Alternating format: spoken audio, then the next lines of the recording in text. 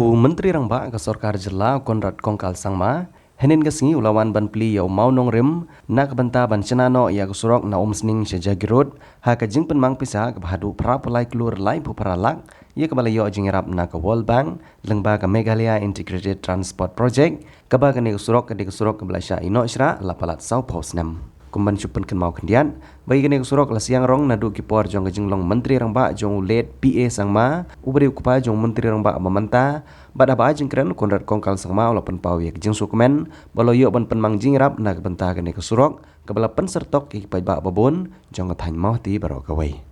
The entire area in this region and this district has a lot of trade that they do with Jagirod and the rest of Assam.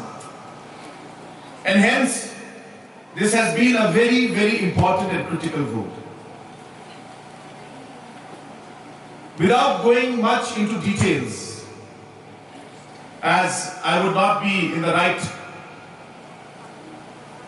position to divulge all the information, but in the coming years, and please mark my words,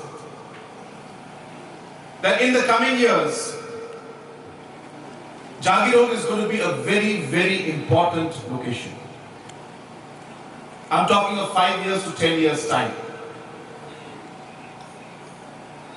And when that happens, and you will remember when I say this today, on why that place will be important, that this road will be even more critical for the connectivity between the state of Assam and the state of Meghalaya. And hence, realizing all these facts,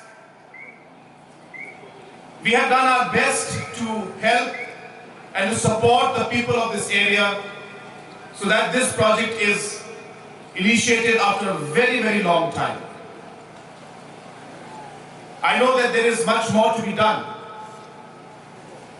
but at least we have made a start. And I assure you, and this is a commitment to you, that we will complete the entire stretch of this road very soon. Dengan kalian semua kumulong nikmat, bapila tung, bapila kabor, bapila SHNA telah awal zakat pra. Nanong ipi kini dikesni kebangsa jika mau syirta jingim kejonga kat pengalang im kedik selapatai. Namar kadai ke SUROK keba ngila humility, ngila yam, ngila ot, ngila ke, dan kipau posnya. Dai nambe na buka. Mantap si telapoi ulong. Dengan kermen scam ba kat badaya kipor kisni sukmat.